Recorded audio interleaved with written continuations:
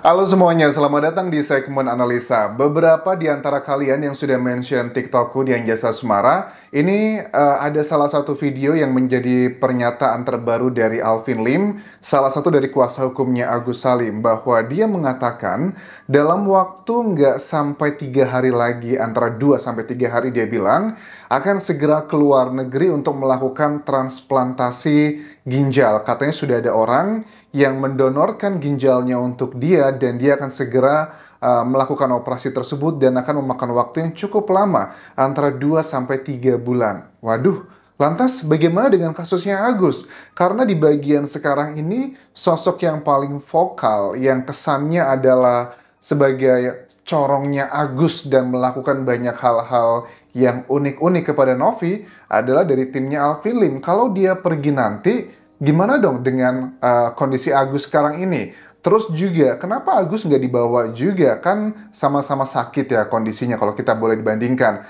Antara Alvin Lim dan juga Agus sama-sama punya masalah di fisiknya. Kalau Alvin Lim dulu pernah bilang beberapa waktu yang lalu, Agus lebih baik operasinya di Indonesia dulu, karena kalau kamu ke Singapura harus dikarantina. Nah, apakah Pak Alvin Lim juga akan karantina nanti pada saat keluar negeri? Kita simak dulu cuplikannya berikut ini, teman-teman. Waktu dekat 2-3 hari bakal keluar negeri, mungkin sekitar 2-3 bulan mau cangkok. Waktu dekat 2-3 hari bakal keluar negeri, mungkin sekitar 2-3 bulan mau cangkok ginjal. Oh, dalam waktu 2 sampai 3 bulan proses untuk cangkok ginjalnya. Nanti bisa aja dibilang saya kabur lah, inilah. Padahal saya benar-benar ini cuci darah gitu. Dan salah satu-satunya cara untuk bisa tempuh adalah cangkok ginjal. Dan saya kasih tahu teman-teman ya, saya pun bisa cangkok ginjal karena ada orang berbaik hati. Oke. Ada yang mau ngasih ginjalnya donor ke saya tanpa uang, Mas. Jadi Wow. kalau saya tanyakan, kenapa kok lu mau ngasih saya ginjal kamu tanpa uang? Kita pertanyakan di situ ya. Masa sih orang mau berbuat baik kita harus menanyakan? Ya, jadi saya berpikir, saya nggak bisa balas budi orang itu yang kasih saya ginjal. Saya bisa balas budi dengan berbuat baik orang lain. Ya, kenapa saya nggak berbuat baik orang lain? Oke, yang pertama adalah aku ucapkan selamat buat Pak Alvin Lim karena ada akhirnya mendapatkan donor ginjal. Itu bukanlah perkara yang mudah ya. Harus dicocokkan dulu, proses sangat panjang. Tetapi apakah ini yang seperti dikatakan dari Alvin Lim sendiri bilang bahwa jangan bilang nanti saya kabur ke luar negeri karena takut A, B, C, dan D. Karena kan laporannya Alvin Lim terhadap sejumlah orang termasuk Novi, terus juga ada beberapa individu lainnya yang ada dalam kasus ini, itu bagaimana kelanjutannya? Karena setahu aku untuk melaporkan seseorang itu butuh proses yang panjang loh. Harus ada orang yang melaporkannya dimintai klarifikasi oleh pihak penyidik.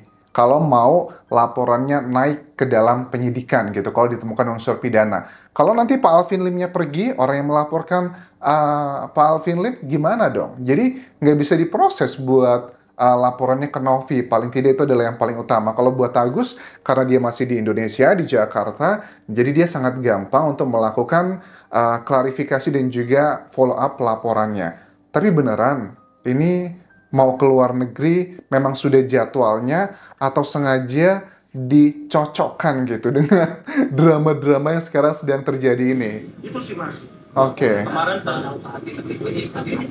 Oke, itu adalah bagian yang menurut aku juga ya kabar baik buat Pak Alvin Lim. Mudah-mudahan cepat sehat biar bisa maksimal ya dalam segala macam upayanya. Nah, terkait dengan somasi terbaru dari timnya Agus yang diwakili oleh kuasa hukumnya dari Alvin Lim ini, ada salah satu hal yang Novi juga angkat suara terkait dia ngomong ya di salah satu reuploader di TikTok yang kalian mention ke TikTok di situ. Novi bilang bahwa, waduh, saya bingung nih katanya dengan gaya santai dan bercanda. Saya nggak punya uang, Pak, 1 triliun gitu. Karena dia kan di somasinya itu yang imaterialnya 1 triliun, yang materinya adalah 1,3 miliar gitu. Saya nggak punya uang 1 triliun tersebut, nanti dari mana dong uangnya?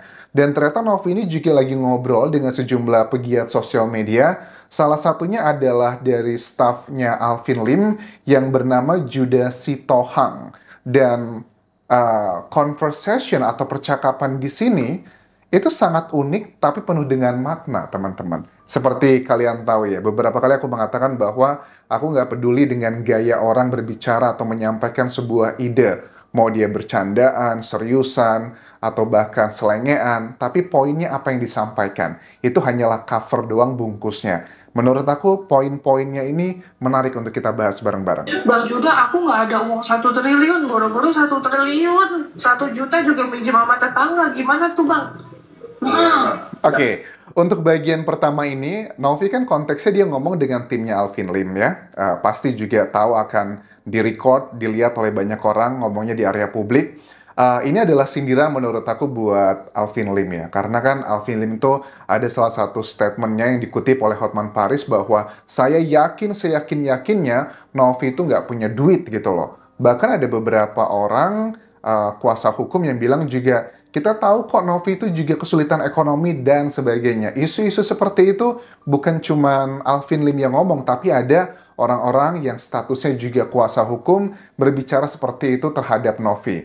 Nah, Novi ya sabar-sabarin aja karena orang di Indonesia kan tidak semua orang tuh knowledgeable ya, punya pengetahuan yang cukup baik bagaimana melihat kekayaan seseorang secara utuh. Aku nggak mau menjelaskan secara detail ya, nanti masalahnya ada di pajak lagi, ntar repot lagi kan ya, biarkanlah. Tapi yang pasti mau aku sampaikan adalah karena mereka nggak knowledgeable aja, nggak punya pengetahuan yang cukup terhadap bagaimana pendapatan seorang Novi.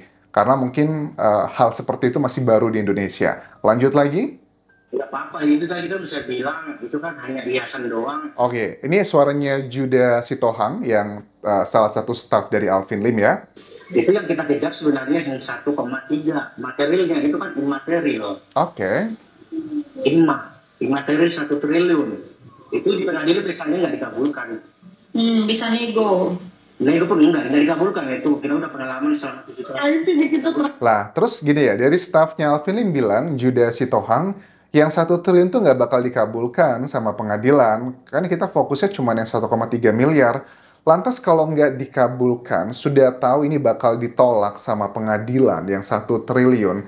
Kenapa itu disampaikan somasinya? Kan kita udah bahas ya di video sebelumnya, ada poin-poin yang menurut aku konyol dan nggak masuk akal. Ya salah satunya adalah terkait dengan 1 triliun ini. Sebenarnya ada banyak, setiap poin-poin tuh ada celah yang bisa dibantah di situ. Kalian tonton di video sebelum ini yang sudah aku bahas lebih detail terkait dengan somasi ke Novi dari timnya Agus Salim ini.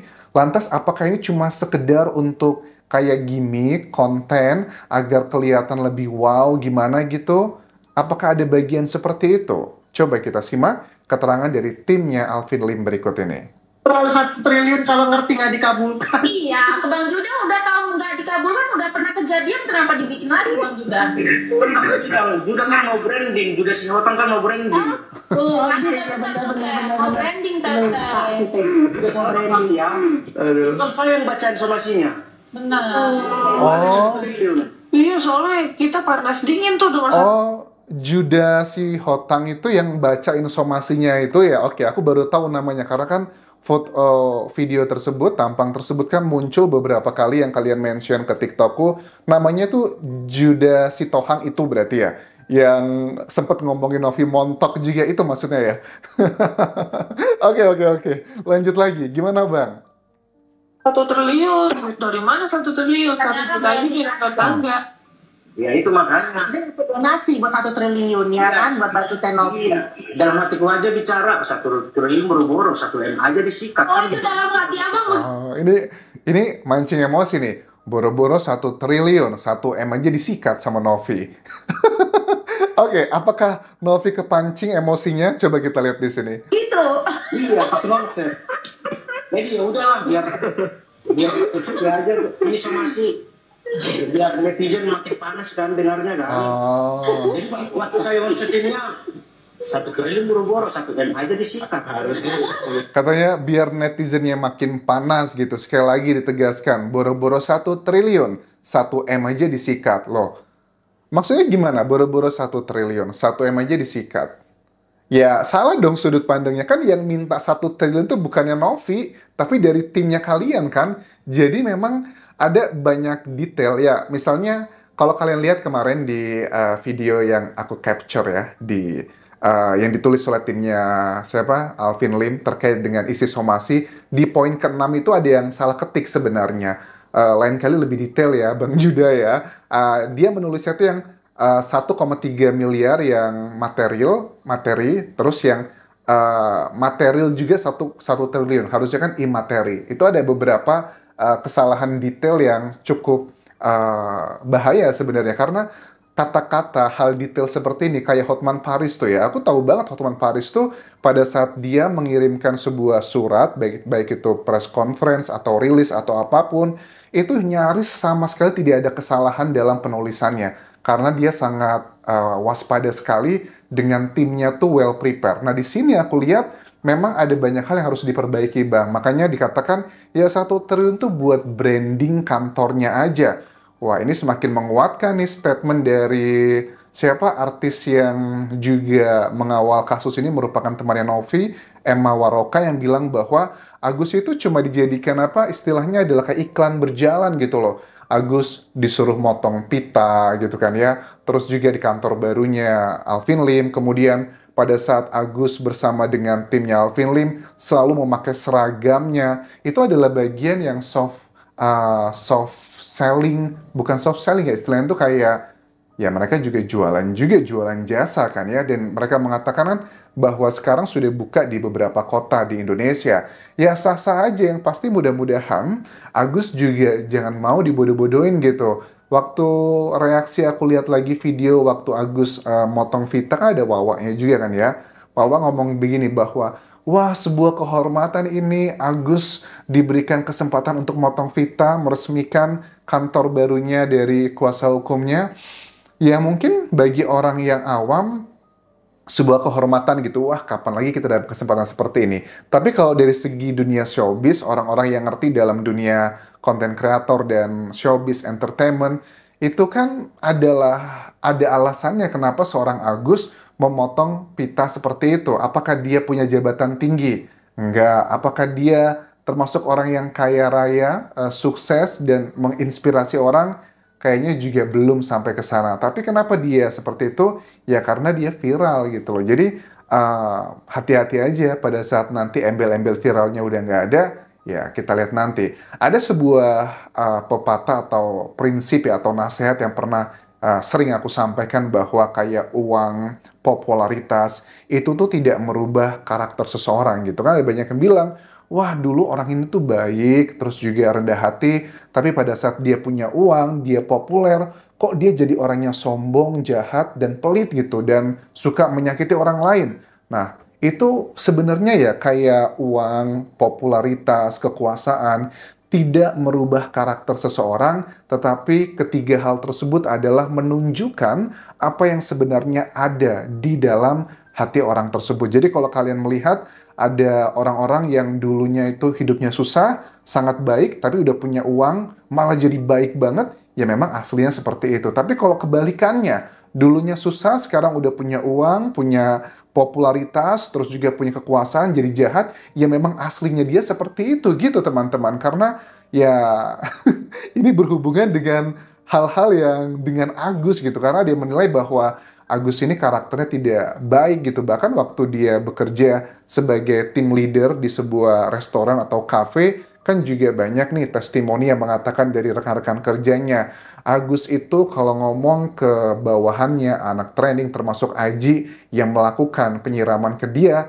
itu sangat kasar. Bahkan waktu di persidangan, waktu aku dengarkan Agus Salim bersaksi di hadapan Yang Mulia Hakim, saya itu tidak bilang yang begini, yang mulia gitu. Saya cuma bilang sama Aji, lama-lama kamu bajingan juga ya. Tapi nggak ngomong kata-kata yang binatang, kebun binatangnya, enggak katanya. Tapi dengan kata-kata B aja tadi itu udah kasar banget loh. Apalagi dia ngomongnya di area publik, di depan teman-temannya, di depan customer. Gimana orang nggak sakit hati? Tanpa bermaksud, aku membenarkan ya perbuatannya Aji memang salah dan dia harus mendapatkan hukuman karena itu adalah salah satu tindakan kriminal. Tetapi dari kejadian ini mencerminkan bahwa memang karakternya Agus cukup kontroversi dari dulu sampai sekarang. Dan sekarang sepertinya dia menikmati nih apa yang musibah, tapi ada kebaikan juga, suka tidak suka yang dirasakan oleh Agus. Kalau dia tidak disiram seperti ini, mana mungkin Agus ketemu Pak Menteri, atau ketemu orang-orang gede, atau bahkan diliput media nasional. Ya, sangat sulit ya itu terjadi. Sementara itu dulu bisa aku update mengenai drama ini. Sampai ketemu lagi di video berikutnya. Tinggalkan like dan juga komen, subscribe channel YouTube ini, follow Instagram, Facebook pageku, dan juga akun TikTok Dian Jasa Asmara. Sampai jumpa.